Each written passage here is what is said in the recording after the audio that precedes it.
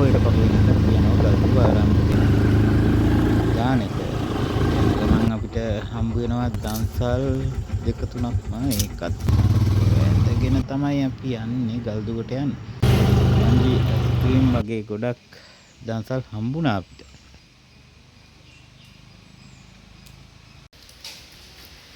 ඔන්නෑලුනේ අපි අදත් ආවා වරුද්දක් පාසා දෙන ගල්දුව ආරාමයට දෙන දානමය පුණ්‍ය කර්මයට. අද 13 14 දවස් දෙක තමයි තියෙන්නේ වෙසක් පොයට පහුවදාද. අපිට අද තමයි දවස් වැඩ නේද? වෙසක් පොයට පස්සෙන්ද 13 14 තමයි දවස් දෙක. දැන් අපි හිතනවා පන්සලට පොඩ්ඩක් ගිහිල්ලා අපිට එදා බැරුණා වීඩියෝ එකක් කරලා දාන්න ගිය අවුරුද්දේ. අපි හිතනවා මේ අවුරුද්දේ පොඩ්ඩක් වෙනස් කරලා වීඩියෝ එකක් කරලා දාන්න පුළුවන් වෙයි කියලා. මේ තියෙන දානශාලාව අපිට දානය පිළියෙල කරන්න තියෙන්නේ මෙතන තමයි. පිළියෙල කරලා සීලොම් බඩු තියෙනවා. අතන පිප්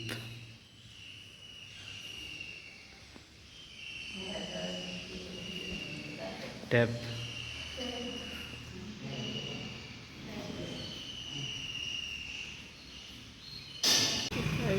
ඔන්න අපි යනවා පන්සලට ගොඩ වෙලා ඉන්නේ දානශාලාවට කියක් විලාසනෙන් අපි ආපු හින්දා පන්සල පැත්තට රොම දාන්න තමයි හැදුවේ.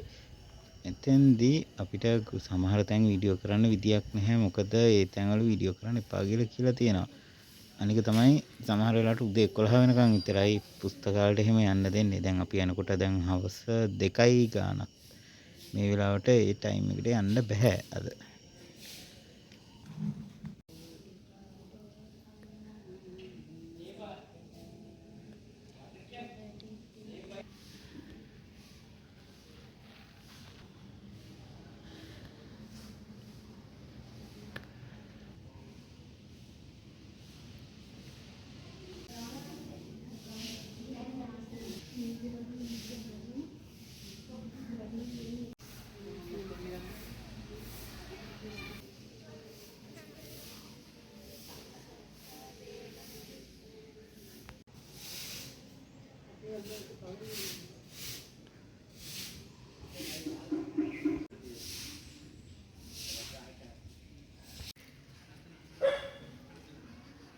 භාවනා යෝගී හාමුදුරුවරුන්ගේ කුටි වලට යන පාරවල් තමයි මෙහෙම තියෙන්නේ. අපිට කුටි වලට යන්න විදියක් තිබුණේ නැහැ. මොකද අපි ගියේ හැන්දෑවේ නිසා.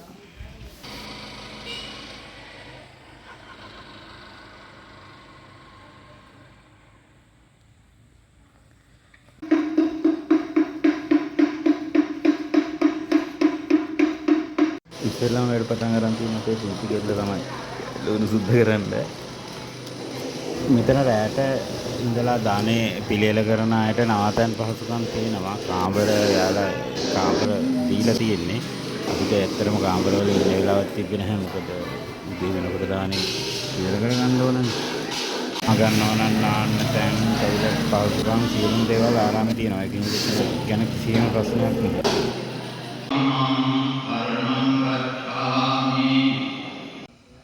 හවස 7:00 විතර හාමුදුරුවෝ බණ කියන්න වඩිනවා. බණ ඉවර වුණාට පස්සේ සුපුරුදු විදියට අපිට තියෙන්නේ ආයෙත් දානේ පිළියෙල කරන වැඩ ටික කපන කොටන වැඩ ටික කරලා ලෑස්ති කරලා තියාගන්න එක තමයි. මේ එළවලු කිසිම දෙයක් අපිට අවශ්‍ය එළවලු නෙමෙයි. මේක අපිට ඒ ආරාමෙන් කියපු එළවලු තමයි අපි ගෙනල්ලා උයලා දෙන්න ඕන. මේ වගේ වීඩියෝ අපි නිතරම දාන්නේ ඔයගොල්ලන්ගේ හිත ඒ වගේ දේවල් වලට යොමු වේවා කියන ප්‍රාර්ථනාවත් එක්ක. නැතුව අපිට ලයික් කමෙන්ට් බලාගෙන නෙමෙයි. දානමය පුණ්‍ය කර්මයකට සහභාගී වෙන්න බැරි වුණත් මේ වගේ දේවල් කරලා හරි සිත මේකේ උපදවා ගන්නවා නම් ඒක ලොකු පිනක්.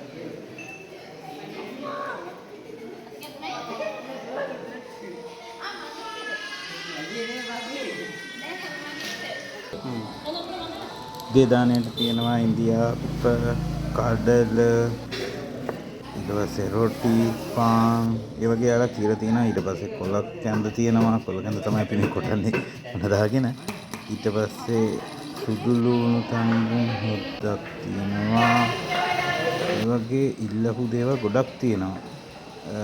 ඒ දේවල් ටික උදේට පිළියෙල කරලා ඊට පස්සේ ඒ ටික එනවා උදේට ඩිම බට්ටෙක් තියෙන ආරාමෙම ඒකෙත් දාලා තමයි උදේ දානේ ඒ වාහනේ තමයි ගෙනියන්නේ. ඊට පස්සේ දවල් දාන්නට හාමුදුරුවෝ වඩිනවා. අන්න ඒකට උදේ දානේ පිළියෙල කරලා ඉවරුණු ගමන් ඊළඟට ලෑස්ති වෙනවනේ දවල් දානේ. නෑ නෑ මේක පිටර හොද්දක් නෙවෙයි සුදු ලුණු තිබ්බේ. නැත්තම් හිතේ මස් මාංශයක් තියනවා කියලා නැහැ. ඒක පිටර හොද්දක් නෙවෙයි තිබ්බේ.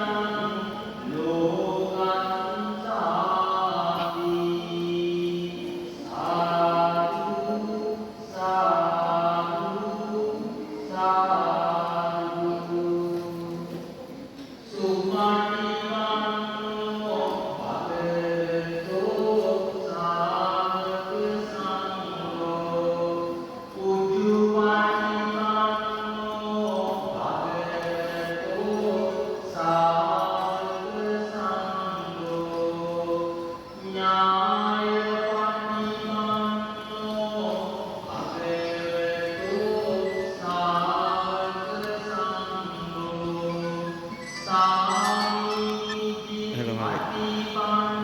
Bro.